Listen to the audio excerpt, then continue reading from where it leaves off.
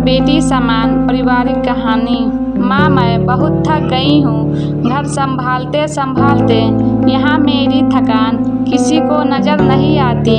कुछ दिन आराम करना चाहती हूँ। सोच रही हूँ कुछ दिनों के लिए अपने मायके आ जाऊँ। आते हुए अपने बच्चों को भी साथ ले आऊँगी।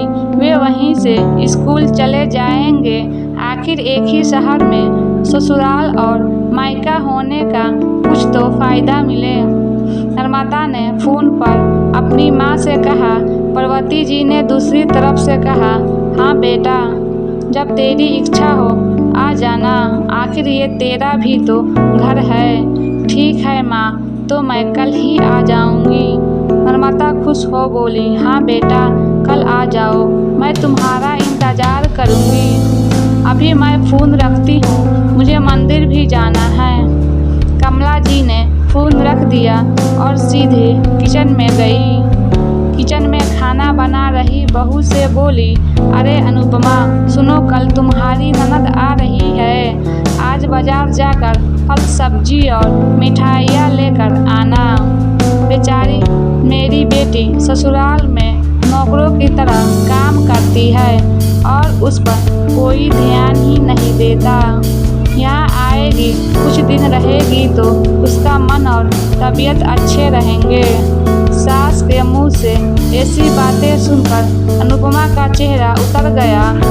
वह मन ही मन सोचने लगी, काश आपको मेरी थकावट भी नज़र आती। मैं भी दिन रात झाड़ू पोछा, बर्तन, खाना बनाना, मार्केट जाना और हर वह काम करती हूँ जिससे हमारे परिवार वालों को कोई दिक्कत ना हो। काश आप मुझ पर भी ध्यान दे पाती। आपकी बेटी तो जब मन में आता है तब यहाँ आ जाती है, लेकिन मैं साल में एक बार ही अपनी माँ के पास जाती हूँ, तब भी आपको प्रॉब्लम होती है। मैं भी इंसान हूँ, मेरा भी मन है। मुझे भी लगता है अपने माँ के पास जाकर थोड़ा आराम करूँ, सुख दुख की दो चार बातें करूँ, अपना मन हल्का करूँ। भगवान, अब तुम ही कुछ करो ताकि मेरी सास की आंखें खुले और उसे मेरी थकावट भी नज़र आए। शाम तक भगवान ने जैसे अनुपमा की सुन ली और उसकी ननद का फ़ोन आया। ननद ने अपनी माँ से कहा कि उसकी सास ने उसे मायके आने के लिए मना कर दिया है, इसलिए इस बार वो नहीं आ सकती। पार्वती जी बोली, ऐसे कैसे मना कर दिया? पहले तो कभी वह तुम्हें आने के लिए नहीं रोकती थी, इस बार भला क्या हो गया? लाओ मेरी बात कराओ, उसने मैं समझती हूँ। निर्माता ने फ़ोन अपनी सास के पास दिया। पार्वती जी ने कहा, नमस्कार समधन जी, आपसे कुछ कहना था। समधन जी ने कहा, कहिए। दरअसल निर्माता कल त्यौहार है, इसलिए अपने मायके आना चाहती है। अगर आप उसे भेज दे तो अच्छा रहेगा। निर्माता की सास ने कहा, देखिए समधन जी, आपकी बेटी मायके जाकर रहे इस बात के लिए हमने उसे कभी नहीं रोका और इस बात से हमें कोई प्रॉब्लम है भी नहीं। कुछ दिनों पहले मैं अपनी रिश्तेदार के शादी में गई थी। वहाँ आपकी बहू अनुपमा की माता जी से मिलने का मौका मिला।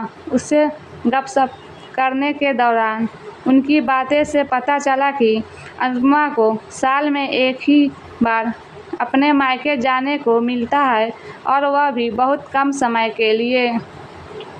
मुझे लगता है आपको पहले अनुपमा को उसके मायके भेज देना चाहिए और वह जब मायके होकर आ जाएगी तो मैं निर्माता को आपके पास भेज दूंगी। एक बहुत ज़रूरी बात जो मुझे लगता है आपको समझ लेनी चाहिए कि आपको अपनी बहू को भी बेटी की तरह या बेटी से भी ज़्यादा प्यार देना चाहिए। उसे भी मायके जाने की इच्छा होती होगी। हो सकता है निर्माता के वहाँ आने से उसकी अवभगत करने के लिए आप उसे उसके मायके नहीं भेजती होंगी, या फिर वह आपसे कुछ कहने से अभी डरती हो।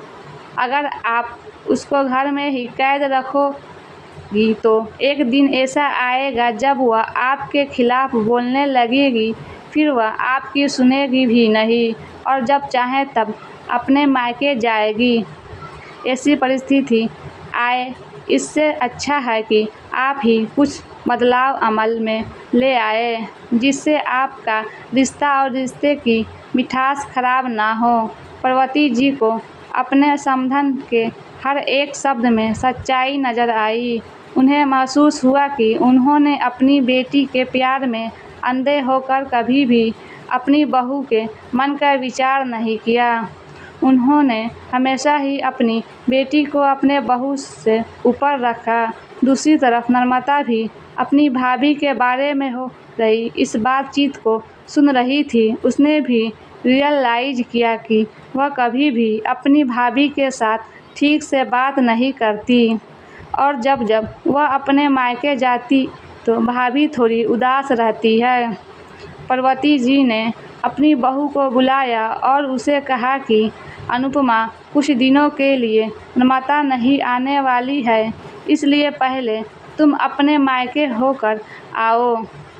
यह सुनते ही अनुपमा का चेहरा खिल गया, क्योंकि वह पहली बार था जब उसकी सास ने सामने से उसे अपने मायके जाने के लिए कहा था। अगले दिन अनुपमा अपने मायके गई और इस बार 1-2 दिन नहीं, पूरे हफ्ते भर रहकर आई।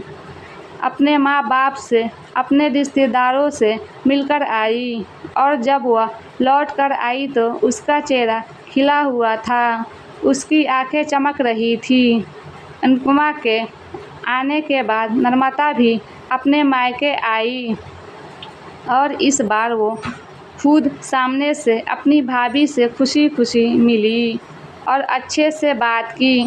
नर्मदा ने अपनी माँ से बात करके उन्हें भी अच्छे से समझने में मदद की कि वह कहीं न कहीं अनुपमा के साथ गलत व्यवहार कर रहे थे।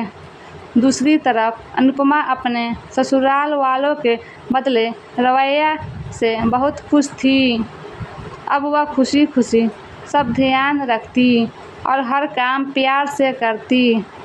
वह ध्यान रखती कि कोई भी ऐसी बात या काम ना करे जिससे घर में तनाव का माहौल पैदा। पार्वती जी अपनी बहू को खुद ही समय समय पर मायके भेज दिया करती। एक छोटे से बदलाव ने सास बहू और भाभी ननद के बीच की कड़वाहट को दूर कर दिया और रिश्तों को और भी ज़्यादा मीठा और मजबूत कर दिया। कहानी सुनने के लिए थैंक यू।